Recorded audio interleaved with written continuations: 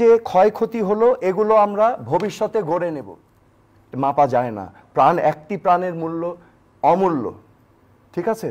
So আমি যেটা বলতে চাচ্ছি এখানে, কিন্তু এই যে শত শত মানুষ তাদের স্বজনদের হারালো, তাদেরকে আপনি কিভাবে সান্ত্বনা দিবেন?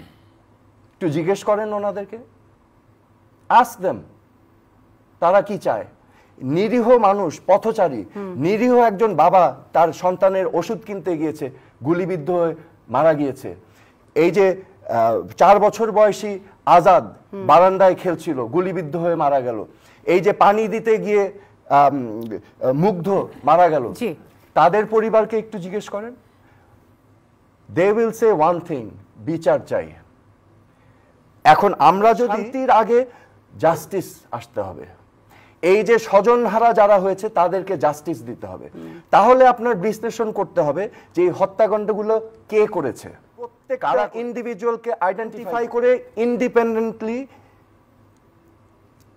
ট্রান্সপারেন্টলি, তার মানে স্বচ্ছভাবে অ্যাকাউন্টেবল করতে হবে।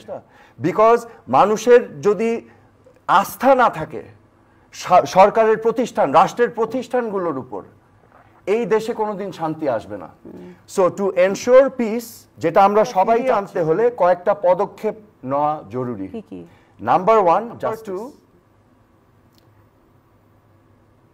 এখানে শিক্ষার্থীদের যেই দাবিগুলো আছে ওই দাবিগুলোকে সিরিয়াসলি নিতে হবে, এবং যেগুলো যুক্তিসঙ্গত সেগুলো আলাপ আলোচনার মাধ্যমে তাদের সাথে ডিসকাশনে বসে সলিউশনে আসতে হবে। গ্রেফতারকৃত ছাত্রছাত্রী যারা নির্দোষ তাদেরকে মুক্তি দিতে হবে। আপনি তো দায়িত্বে আছেন, আপনার পদক্ষেপ নিতে হবে। You are responsible, you have to take the steps.